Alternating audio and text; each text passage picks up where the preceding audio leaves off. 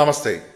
നമ്മുടെ ചുറ്റിനുമുള്ള ഭൂരിഭാഗം മനുഷ്യരും എങ്ങനെയാണ് ചിന്തിക്കുന്നത് എന്നുള്ളത്, അവരുടെ തോട്ടിൻ്റെ പാറ്റേൺ എന്താണ് എന്നുള്ളത് നിങ്ങൾ സൂക്ഷ്മമായിട്ട് നിരീക്ഷിച്ചിട്ടുണ്ടോ? അങ്ങനെ നിരീക്ഷിക്കുന്ന സമയത്ത് നിങ്ങൾക്കൊരു കാര്യം മനസ്സിലാവും. ആളുകൾ എപ്പോഴും ഭയക്കുകയാണ്. നെഗറ്റീവായിട്ടുള്ള കാര്യങ്ങൾ വരരുത്. റിസ്ക് എടുത്തിട്ടുണ്ടെങ്കിൽ അതിൻ്റെ റിവാർഡിനപ്പുറത്തേക്ക് ആ റിസ്കിൽ നെഗറ്റീവായിട്ടുണ്ടാകാൻ സാധ്യതയുള്ള കാര്യങ്ങളെയാണ് അവരെപ്പോഴും മുന്നോട്ട് വെക്കുന്നത് എന്നുള്ളതാണ്. ഞാനൊരു ബിസിനസ് തുടങ്ങാനായിട്ട് പോകുവാണ് എന്ന് നമ്മൾ ഏതെങ്കിലും ഒരു നമ്മുടെ ചുറ്റുവട്ടത്തുള്ള ഒരു വ്യക്തിയോട് പറയുകയാണെങ്കിൽ അതിനൊരുപാട് നഷ്ടസാധ്യതകളുണ്ട്. അതുകൊണ്ട് അത് വളരെയധികം സൂക്ഷിക്കണം എന്നുള്ളതാണ് പറയുന്നത്. ബിസിനസ്സിനേക്കാളും നല്ലത് നിനക്ക് എവിടെയെങ്കിലും പോയിട്ട് ഒരു ജോലിക്ക് കയറിയാൽ പോരെ, സേഫായിട്ട് ജീവിതം മുന്നോട്ട് കൊണ്ടുപോകാമല്ലോ. ഇങ്ങനെയാണ് ആളുകൾ സംസാരിക്കുന്നത്. മോസ്റ്റ് പീപ്പിൾ ഫിയർ എന്നുള്ളതാണ്. കൂടുതൽ ആളുകളും ഭയത്തിൻ്റെ അടിസ്ഥാനത്തിലാണ് മുന്നോട്ട് നീങ്ങുന്നത്. ഈ ഒരു പ്രശ്നം ഇത് വലിയൊരു കെണിയാണ്. ഈ ഒരു കെണിയിലാണ് കാലാകാലങ്ങളായിട്ട് നമ്മുടെ സമൂഹവും സമാനമായിട്ടുള്ള മറ്റു പല സമൂഹങ്ങളും കഴിഞ്ഞു പോന്നുകൊണ്ടിരിക്കുന്നത്. അതുകൊണ്ട് തന്നെ ഈ ഭയത്തിൻ്റെ പുറത്ത് മതങ്ങൾ അവരെ ഭരിക്കുന്നു, രാഷ്ട്രീയ പാർട്ടികൾ അവരെ ഭരിക്കുന്നു, ചിന്താധാരകൾ അവരെ ഭരിക്കുന്നു, തത്വശാസ്ത്രങ്ങൾ അവരെ ഭരിക്കുന്നു, സ്കൂൾ ഓഫ് തോട്ടുകൾ അവരെ ഭരിക്കുന്നു. അങ്ങനെ ഭരണത്തിന് വേണ്ടി നിന്നു കൊടുക്കുകയാണ്. കാരണം എന്താണ്? ഭയമാണ്. ഞാൻ തോറ്റു പോകുമോ, എനിക്കെന്തെങ്കിലും സംഭവിക്കുമോ? അങ്ങനെയൊക്കെ സംഭവിച്ചു കഴിഞ്ഞിട്ടുണ്ടെങ്കിൽ എൻ്റെ കുടുംബം അല്ലെങ്കിൽ എൻ്റെ പ്രിയപ്പെട്ടവർ എങ്ങനെ സർവൈവ് ചെയ്യുമെന്നുള്ള ഭയം എന്ന് പറയുന്നത്. So we are conditioned to fear obey. നമ്മൾ ഭയക്കാനായിട്ട്, നമ്മൾ അനുസരിക്കാനായിട്ടും കണ്ടീഷൻ ചെയ്യപ്പെട്ടതായിട്ടുള്ള അവസ്ഥയിൽ ദയനീയമായിട്ട് ഇഴഞ്ഞു നീങ്ങിക്കൊണ്ടിരിക്കുകയാണ്. പണ്ടുകാലത്ത് അടിമകളെ ചങ്ങലകൾ ഇട്ടാണ് തളച്ചിരുന്നത് എന്നുണ്ടെങ്കിൽ ഇന്ന് വിദ്യാഭ്യാസ യോഗ്യതകൾ കൊണ്ടും സ്ഥാനമാനങ്ങൾ കൊണ്ടും സ്റ്റാറ്റസുകൾ കൊണ്ടും മനുഷ്യനെ തളച്ചിടുകയാണ്. സേഫ് സോൺ എന്ന് പറഞ്ഞുകൊണ്ടുള്ള ആ ഒരു സോണിൽ മനുഷ്യനെ തളച്ചിടുകയാണ്. മനുഷ്യൻ ചിന്തിക്കാൻ പോലും ഭയപ്പെടുകയാണ്. ബൃഹത്തായിട്ടുള്ള വിജയങ്ങളിലേക്ക് അവന് അതുകൊണ്ട് കുതിച്ചു പോകാനായിട്ട് സാധിക്കുന്നുമില്ല എന്നുള്ളതാണ്. പക്ഷേ വളരെ ചെറിയൊരു ന്യൂനപക്ഷം മാത്രം സത്യത്തെ തിരിച്ചറിയുകയും അവർ വിജയത്തിലേക്ക് സഞ്ചരിച്ചു കൊണ്ടിരിക്കുന്നു. ഇങ്ങനെയുള്ള ഒരു സാഹചര്യത്തിൽ നമ്മുടെ ചിന്തകളുടെ ശക്തി എന്ന് പറയുന്നത് വളരെ പ്രധാനപ്പെട്ട ഒരു കാര്യമാണ്. ബിക്കോസ് നമ്മുടെ ഉള്ളിൽ നിന്ന് വരുന്നതാണ് പ്രധാനപ്പെട്ട കാര്യം. പണ്ട് യേശുക്രിസ്തു പറഞ്ഞതുപോലെ നിങ്ങളുടെ ഉള്ളിലേക്ക് പോകുന്നതിനേക്കാൾ ഏറ്റവും പ്രശ്നം ഉണ്ടാക്കുന്നത് നിങ്ങളുടെ ഉള്ളിൽ നിന്ന് വരുന്നതാണ് എന്നുള്ളതാണ്. സോ പോസിറ്റീവായിട്ടുള്ള കാര്യങ്ങളാണ്. ഇപ്പം നമ്മൾ ഏതെങ്കിലും ഒരു മതഗ്രന്ഥത്തിൻ്റെ ഒരു പ്രീച്ചിങ് നമ്മൾ കേട്ടു, അല്ലെങ്കിൽ ഏതെങ്കിലും ഒരു വ്യക്തിയുടെ പ്രസംഗമോ അല്ലെങ്കിൽ ബ്രെയിൻ വാഷിങ്ങോ കേട്ടു, അത് നമ്മുടെ ഉള്ളിലേക്ക് പോകുമ്പോൾ പ്രശ്നം വരുന്നില്ല. പക്ഷേ ആ ഉള്ളിൽ ഫിൽട്ടർ ഇല്ലാതെ സ്വീകരിച്ചിട്ട് ഉള്ളിൽ നിന്ന് വീണ്ടും അതിനെ പ്രോസസ്സ് ചെയ്ത് പുറത്തേക്ക് കൊണ്ടുവരുന്നത് ഏത് രൂപത്തിലാണ് എന്നുള്ളതാണ് പ്രധാനപ്പെട്ട വിഷയം എന്ന് പറയുന്നത്. ഞാൻ പറയുന്നത് നമ്മൾ കേൾക്കുന്നതായിട്ടുള്ള ഓരോ കാര്യത്തിനെയും നമ്മൾ ക്വസ്റ്റ്യൻ ചെയ്തുകൊണ്ടേയിരിക്കണം. ഞാൻ പറയുന്നതായിട്ടുള്ള കാര്യങ്ങളെ ആയാലും നിങ്ങൾ പുസ്തകങ്ങളിൽ വായിക്കുന്ന കാര്യങ്ങളെ ആയാലും ഏതെങ്കിലും ഒരു മതപുരോഹിതനോ അല്ലെങ്കിൽ ഒരു ലീഡറോ നിങ്ങളുടെ മുന്നിലേക്ക് പറയുന്നതായിട്ടുള്ള കാര്യങ്ങളായാലും അതിനെ എപ്പോഴും ക്വസ്റ്റ്യൻ ചെയ്തുകൊണ്ടിരിക്കുക എന്നുള്ളതാണ് നമുക്ക് ഈ മിഥിയിൽ നിന്ന് രക്ഷപ്പെടാനുള്ള ഒരേ ഒരു വഴി എന്ന് പറയുന്നത്. ഇത് നമ്മൾ എന്തെങ്കിലും രീതിയിൽ റെബലിയസ് ആയിട്ട് ക്വസ്റ്റ്യൻ ചെയ്യുകയല്ല, നമ്മൾ ഏതെങ്കിലും രീതിയിലുള്ള റെവല്യൂഷൻ അവിടെ നയിക്കുകയല്ല. അതിനപ്പുറത്തേക്ക് നമ്മുടെ ഉള്ളിൽ തന്നെ ഈ ചോദ്യങ്ങൾ ചോദിക്കുകയാണ്. എന്തുകൊണ്ട് ഈ വ്യക്തി ഇങ്ങനെ പറഞ്ഞു? ഈ വ്യക്തിക്ക് ഇതുകൊണ്ട് എന്താണ് ഉപകാരം? എനിക്കിതുകൊണ്ട് എന്താണ് ഉപകാരം? സമൂഹത്തിന് എന്താണ് ഉപകാരം? ഇങ്ങനെ പല രീതിയിൽ നമ്മൾ ചിന്തിക്കണം എന്നുള്ളതാണ്. സോ നമ്മുടെ ചിന്തകളുടെ ശക്തി എന്ന് പറയുന്നത്, നമ്മുടെ ചിന്ത എന്ന് പറയുന്ന സംഗതി നമ്മുടെ ബ്രെയിനിൽ നടക്കുന്ന ഒരു കാര്യമാണെങ്കിൽ ബ്രെയിൻ ഭൗതികമായിട്ടുള്ള ഒരു സംഗതി ആണെന്നുള്ളതിൽ നമുക്ക് തർക്കമൊന്നുമില്ല. അപ്പൊ അതിൻ്റെ ഒരു മാറ്റർ ഉപയോഗിച്ചുകൊണ്ടാണ് അത് നിർമ്മിതമായിരിക്കുന്നത് എന്നുള്ളതാണ്. ഈ ബ്രെയിനിന്റെ ഉള്ളിൽ കമ്മ്യൂണിക്കേഷൻ നടക്കുന്നത് ഇലക്ട്രോ കെമിക്കൽ സിഗ്നലിങ്ങിൽ കൂടെയാണ് എന്നുള്ളത് സൈക്കോളജിയിൽ കൃത്യമായിട്ട് തെളിയിക്കപ്പെട്ടിട്ടുള്ള കാര്യമാണ്. അതായത് ഇലക്ട്രോ കെമിക്കൽ സിഗ്നൽ എന്ന് പറയുന്ന സമയത്ത് അവിടെ വൈദ്യുതിയുടെ ഇൻവോൾവ്മെന്റ് ഉണ്ട്, അവിടെ രസതന്ത്രത്തിന്റെ ഇൻവോൾവ്മെന്റ് ഉണ്ട്. ബയോളജിക്കലായിട്ടുള്ള ഈ പ്രോസസ്സിന്റെ ഒരു അടിസ്ഥാനം അതാണെന്ന് നമുക്ക് പറയാനായിട്ട് സാധിക്കും. പക്ഷെ അവിടെ എനർജി എന്നുള്ളൊരു വാക്ക് വരുന്ന സമയത്ത്, ഇമ്പൾസ് എന്നുള്ള വാക്കുണ്ട് അവിടെ. അപ്പൊ എനർജി എന്നുള്ള ആ ഒരു കൺസെപ്റ്റിലേക്ക് വരുന്ന സമയത്ത് ദാറ്റ് ഈസ് ഫിസിക്കൽ എന്നുള്ളതാണ്. സോ യുവർ തോട്ട്സ് എന്ന് പറയുന്നത് റിയൽ ആയിട്ട് നടക്കുന്നതായിട്ടുള്ള ഒരു കാര്യമാണ്. അതിന്റെ പിന്നിൽ ഇലക്ട്രോ കെമിക്കൽ സിഗ്നലിംഗ് ഉണ്ട് എന്നുണ്ടെങ്കിൽ തീർച്ചയായിട്ടും അതിന്റെ പിന്നിൽ ഒരു വൈബ്രേഷണൽ ഇംപ്രിന്റ് അതിന് ക്രിയേറ്റ് ചെയ്യാൻ പറ്റും എന്നുള്ളതാണ്. സോ നമ്മൾ എന്താണോ ചിന്തിക്കുന്നത്, ചിന്തിച്ചുകൊണ്ടിരിക്കുന്നത്, അതൊരു മാഗ്നറ്റിക് ഫ്ലക്സ് പോലെ അല്ലെങ്കിൽ ഒരു വൈബ്രേഷണൽ ഇംപ്രിന്റ്, അതിൻ്റെ ഒരു ഫ്ലക്സ് അതവിടെ ഉണ്ടാക്കിയെടുക്കുന്നുണ്ട് എന്നുണ്ടെങ്കിൽ അത് യാഥാർത്ഥ്യമാണ്. അതിന് പല കാര്യങ്ങളെയും ആകർഷിച്ചെടുക്കാനായിട്ട് സാധിക്കും എന്ന് പറയുന്നതിനെ നമുക്ക് അങ്ങനെ അങ്ങ് തള്ളിക്കളയാനായിട്ട് സാധിക്കില്ല എന്നുള്ളതാണ്. അപ്പൊ ഈ ഒരു സങ്കല്പം നമ്മൾ മുന്നോട്ട് വെക്കുകയാണ്. ഇതിന്റെ അടിസ്ഥാനത്തിൽ എങ്ങനെയാണ് നമുക്ക് നല്ല രീതിയിലുള്ള ഗ്രോത്ത് ഉണ്ടാക്കാൻ പറ്റുന്നത് എന്നുള്ളതും, അതുപോലെ തന്നെ എങ്ങനെയാണ് നമ്മളുടെ ചിന്തകൾ ഭൗതികമായിട്ട് മാനിഫെസ്റ്റ് ചെയ്യപ്പെടുന്നതും എന്നൊക്കെ ഉള്ളതാണ് നോക്കിക്കാണാനായിട്ട് പോകുന്നത്. ഈ ചാനലിൽ പല വീഡിയോകളിൽ ഞാൻ ലോ ഓഫ് അട്രാക്ഷനെ മെൻഷൻ ചെയ്തിട്ടുണ്ട്. ബട്ട് ഞാൻ ലോ ഓഫ് അട്രാക്ഷൻ മാത്രം സംസാരിക്കുന്ന ഒരു വ്യക്തിയല്ല. നമ്മുടെ സംസാരങ്ങളിൽ അത് വന്നു പോകുന്നു എന്ന് മാത്രം. നമ്മൾ ബൃഹത്തായിട്ടുള്ള ആത്മീയതയെക്കുറിച്ചാണ് സംസാരിക്കുന്നത്. നമ്മൾ സംസാരിക്കുന്ന ആത്മീയത എന്ന് പറയുന്നത് എല്ലാം ഉപേക്ഷിച്ചുകൊണ്ട് ഏതെങ്കിലും കാട്ടിലോ മലയിലോ പോകുന്ന അവസ്ഥയല്ല. ഭൗതികമായിട്ടുള്ള നമ്മുടെ കർമ്മം കൂടി ചെയ്തുകൊണ്ട് കൃത്യമായിട്ട് വിജയിച്ചു പോകുന്നതായിട്ടുള്ള അവസ്ഥ തന്നെയാണ്. നിങ്ങളുടെ സ്വത്തിനെയെല്ലാം ഉപേക്ഷിക്കുന്ന അവസ്ഥയല്ല. എങ്ങനെയാണ് കൂടുതൽ സ്വത്തുണ്ടാക്കുക, അതിനെ കൂടുതൽ മെച്ചപ്പെട്ട രീതിയിൽ വിനിയോഗിക്കുക എന്നുള്ള കാര്യങ്ങളും കൂടെ നമ്മൾ അന്വേഷിക്കുന്നുണ്ട്. നമ്മൾ ഭൗതികമായിട്ടുള്ള ജീവിതത്തിനെ തള്ളിക്കളയുന്നില്ല. ഭൗതികമായിട്ടുള്ള ജീവിതവും ആത്മീയമായിട്ടുള്ള ജീവിതവും എങ്ങനെയാണ് ബാലൻസ്ഡ് ആയിട്ട് കൊണ്ടുപോകുന്നത് എന്നുള്ളതും കൂടെ നമ്മുടെ പ്രധാനപ്പെട്ട ഒരു ഫൗണ്ടേഷൻ ബേസ് ലൈനാണ് എന്ന് പറയാനായിട്ട് സാധിക്കും. അപ്പോൾ നമ്മൾ കേവലം ന്യൂ ഏജ് ആത്മീയതയിലെ ഫാസിനേറ്റിംഗ് ആയിട്ടുള്ള കണ്ടന്റ് മാത്രമല്ല സംസാരിക്കുന്നത്. പ്രാചീന ഭാരതീയ സങ്കല്പങ്ങൾ മുതൽ മറ്റെല്ലാ മതങ്ങളിൽ നിന്നുള്ള നല്ല എലമെന്റ്സും മാത്രം നമ്മൾ എടുക്കുന്നുണ്ട് എന്ന് കരുതി നമ്മൾ ഏതെങ്കിലും പ്രസ്ഥാനത്തിന്റെയോ മതത്തിന്റെയോ അടിമത്തത്തിൽ സഞ്ചരിക്കുന്ന വ്യക്തികളുമല്ല. അതുകൊണ്ട് തന്നെയാണ് ഈ ചാനലിൽ ഇത്രയധികം ആളുകൾ വരുന്നതും അഭിപ്രായം പറയുന്നതും എന്നാണ് ഞാൻ മനസ്സിലാക്കുന്ന പ്രധാനപ്പെട്ട കാര്യം, ഏതൊരു മതത്തിനും അപ്പുറത്തേക്ക്. അപ്പൊ നമ്മൾ മതത്തിനപ്പുറം വളർന്നതായിട്ടുള്ള ആത്മാക്കളുടെ ഈ സംവാദം അല്ലെങ്കിൽ ഈ ഒരു സംസാരം നമ്മൾ തുടർന്നുകൊണ്ടേയിരിക്കുകയാണ്. അപ്പൊ ഏറ്റവും പ്രധാനമായിട്ട് നമ്മൾ ഇന്ന് പറയുന്ന സന്ദേശം എന്ന് പറയുന്നത്, നമ്മുടെ തോട്ട്സ് എന്ന് പറയുന്നത് ഇലക്ട്രോ മാഗ്നറ്റിക് സിഗ്നൽസ് തന്നെയാണ് എന്നുള്ളതാണ്. Every thought carries A magnetic signature എന്ന് നമുക്ക് പറയാനായിട്ട് സാധിക്കും.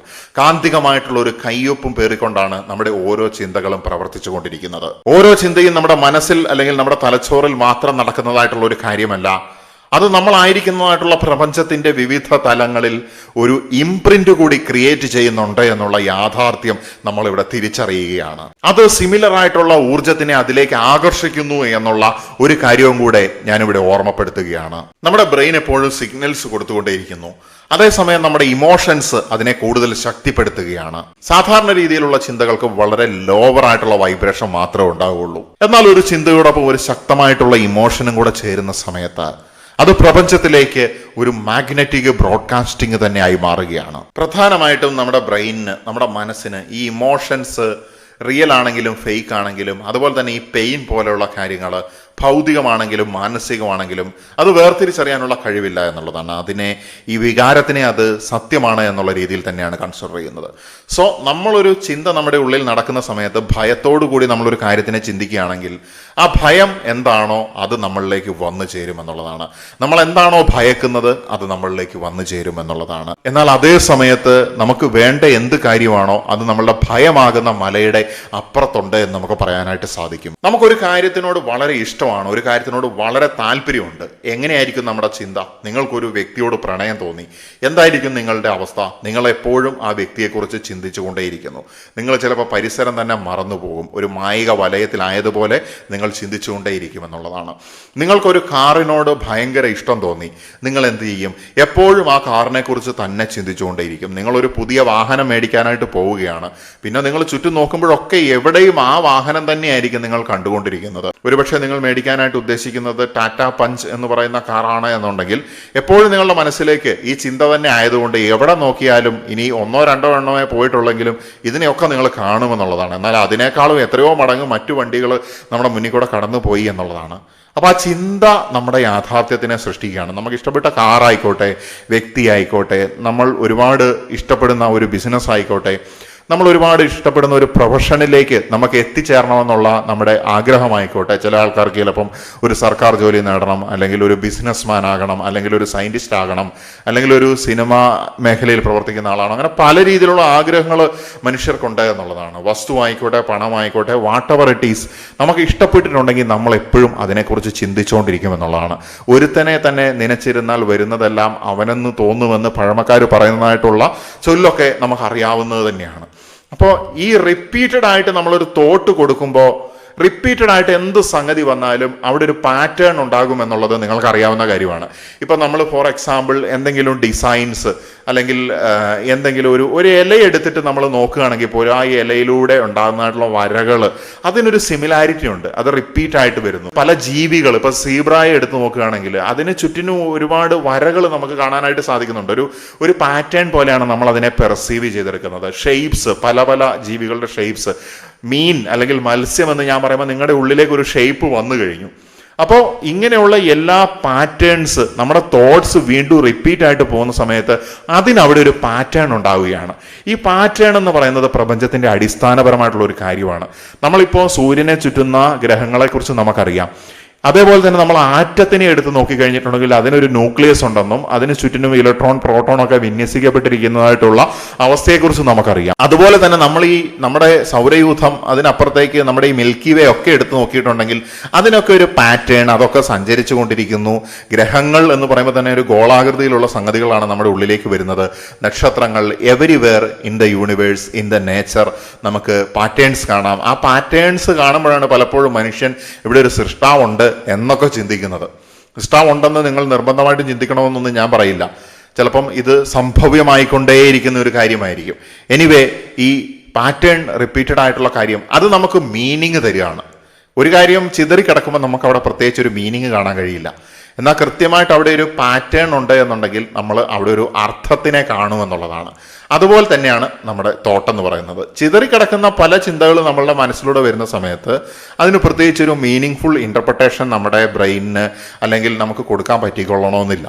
എന്നാൽ അതേ സമയത്ത് ഈ ചിന്തകൾ വീണ്ടും വീണ്ടും മനസ്സിലേക്ക് വരുമ്പം ദർ ഈസ് എ പാറ്റേൺ.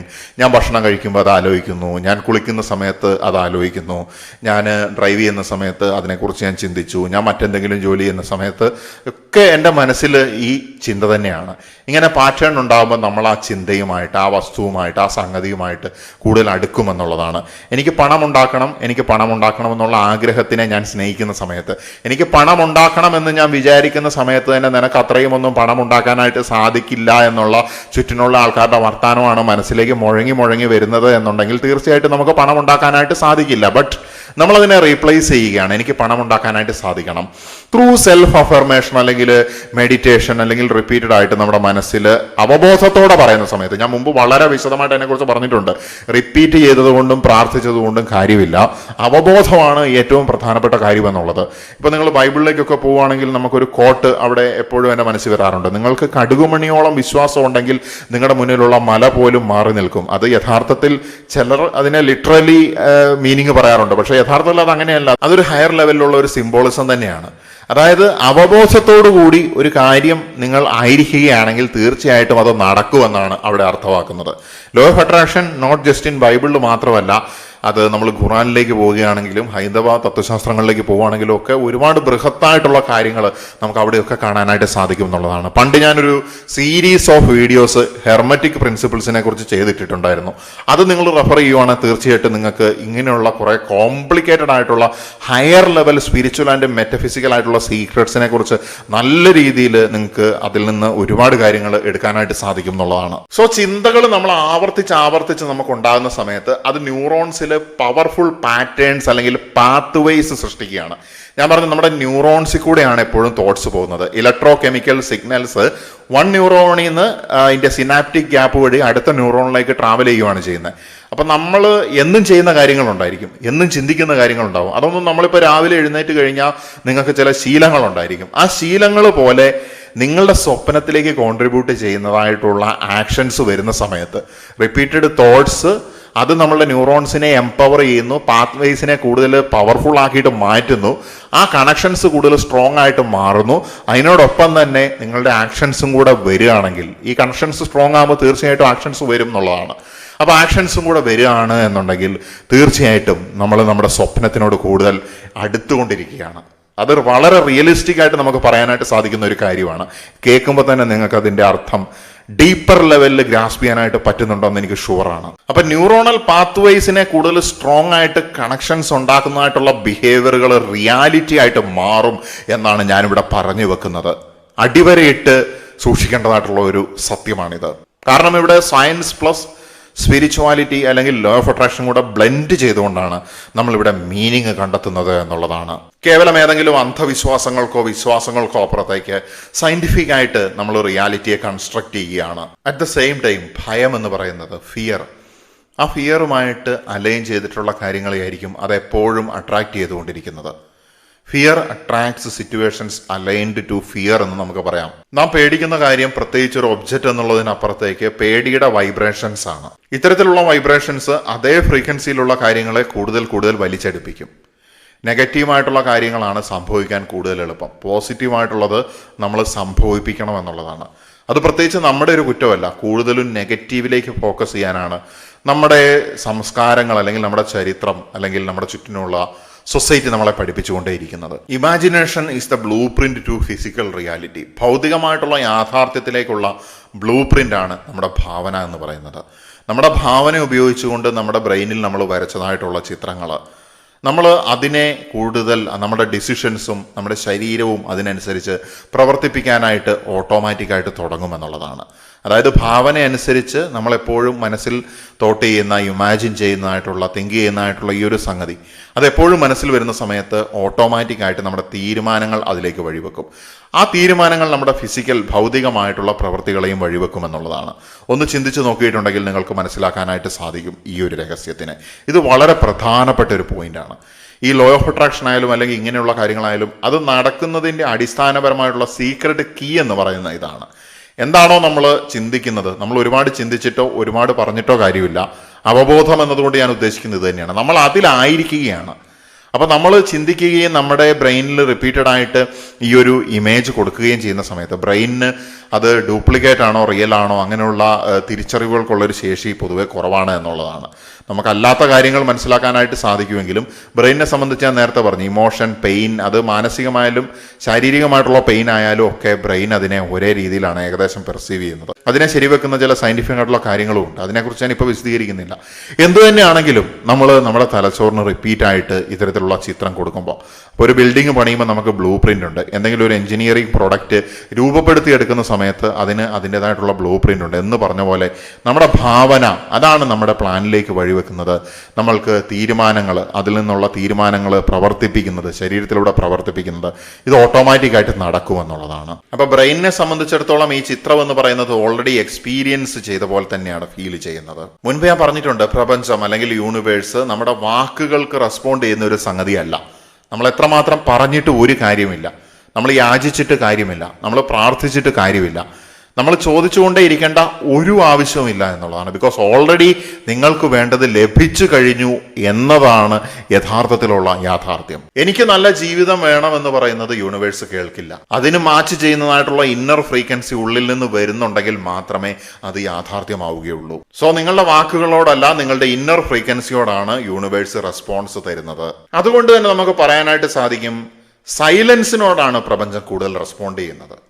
അല്ലാതെ നമ്മൾ റിപ്പീറ്റായിട്ട് കുറേ ബഹളം, മനസ്സിൽ ബഹളം വെച്ചിട്ടും കാര്യമില്ല, അല്ലാതെ കുറേ ബഹളം വെച്ചിട്ടും കാര്യമില്ല എന്നുള്ളതാണ് സത്യകഥ. ഇപ്പൊ പല സമയത്ത് നമുക്ക് ചിന്തിക്കാനായിട്ട് സാധിക്കും, സൈലൻസ് ആണോ അതോ ഒരുപാട് ചിന്തകളുള്ള അവസ്ഥയാണോ കൂടുതൽ വാല്യൂ ഉള്ളത്? സൈലൻസ് ആയിട്ടുള്ള അവസ്ഥ തന്നെയാണ് വാല്യൂ ഉള്ളത് എന്നുള്ളത് ഇപ്പൊ ഈ പറഞ്ഞ കാര്യങ്ങളിൽ നിന്ന് മനസ്സിലായി. ഒരുപാട് ചിന്തകൾ, ഇപ്പൊ നമ്മൾ റിപ്പീറ്റഡ് ആയിട്ട് ഒരു കാര്യം തന്നെ മനസ്സിൽ ചിന്തിച്ചുകൊണ്ടിരിക്കുകയാണ്, റിപ്പീറ്റ് ചെയ്ത് പറഞ്ഞുകൊണ്ടിരിക്കുകയാണ്, മിയർ വേർഡ് ബേസിൽ. അങ്ങനെ ആയിരിക്കുന്ന സമയത്തുള്ളൊരു കുഴപ്പം എന്താണെന്ന് വെച്ച് കഴിഞ്ഞാൽ നമ്മൾ ഓവർ തിങ്ക് ചെയ്യുകയാണ്. അപ്പം നമ്മൾ റിപ്പീറ്റായിട്ട് വെറുതെ പാറ്റേൺസ് ക്രിയേറ്റ് ചെയ്താൽ മാത്രം പോരാ, അതിനപ്പുറത്തേക്ക് നമുക്ക് ഇന്നർ ഫ്രീക്വൻസിയുമായിട്ട് അത് കൃത്യമായിട്ടുള്ള അലൈൻമെന്റ് ഉണ്ടായിരിക്കണം, കൃത്യമായിട്ടുള്ള അവബോധം ഉണ്ടായിരിക്കണം എന്നുള്ളതാണ് ഏറ്റവും പ്രധാനപ്പെട്ട കാര്യം. ഓവർ തിങ്കിങ് ഞാൻ നേരത്തെ പറഞ്ഞതുപോലെ സ്കാറ്റേഡ് ആയിട്ടുള്ള സിഗ്നൽസ് ആണ്, ചിതറിയ ചിന്തകളാണ്. സ്റ്റിൽനെസ് എന്ന് പറഞ്ഞിട്ടുണ്ടെങ്കിൽ അവിടെ അതിൻ്റെതായിട്ടുള്ള ഒരു ശാന്തതയുണ്ട്, അവിടെ ഒരു മീനിങ് ഉണ്ട്. അതൊരു സ്ട്രോങ് മാഗ്നറ്റിക് സിഗ്നൽ ആണ്. ഇപ്പൊ ശാന്തമായിട്ടുള്ള മനസ്സിലാണ് നമുക്ക് ഫാസ്റ്റർ ആയിട്ടുള്ള മാനിഫെസ്റ്റേഷൻ നടക്കുന്നത്. ഏറ്റവും പ്രധാനപ്പെട്ട ഒരുപാട് റിപ്പീറ്റ് ചെയ്ത് പറയുക, സെൽഫ് അഫർമേഷൻ ചെയ്യുക, അല്ലെങ്കിൽ ചില മതങ്ങൾ പറയുന്നത് പോലെ എപ്പോഴും പ്രാർത്ഥിച്ചുകൊണ്ടിരിക്കുക, യാചിച്ചുകൊണ്ടിരിക്കുക, ചോദിച്ചുകൊണ്ടിരിക്കുക, ഒക്കെ തെറ്റായിട്ടുള്ള കാര്യങ്ങളാണ്.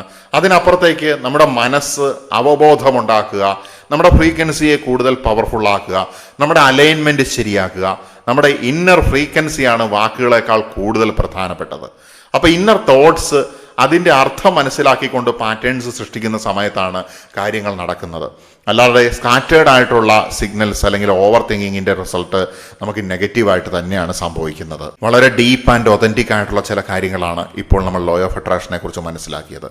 തീർച്ചയായിട്ടും നമ്മുടെ ജീവിതത്തിൽ നമ്മുടെ ചിന്തകളെ ഭൗതികമായിട്ട് മാറ്റാനായിട്ട് ഈ രഹസ്യജ്ഞാനം ശക്തിപ്പെടുത്തും എന്നുള്ളത്, കോൺട്രിബ്യൂട്ട് ചെയ്യുമെന്നുള്ളതിൽ യാതൊരു സംശയവുമില്ല. ഒരാളുടെ സ്വപ്നമെങ്കിലും നേടാനായിട്ട് അയാളെ സഹായിക്കാനായിട്ട് സാധിച്ചിട്ടുണ്ടെങ്കിൽ ഏറ്റവും മഹത്തരമായിട്ടുള്ള വിജയവും എൻ്റെ കർമ്മത്തിൻ്റെ അടുത്തൊരു സ്റ്റെപ്പുമായിട്ട് ഞാൻ അതിനെ കാണുകയാണ്. നമസ്തേ.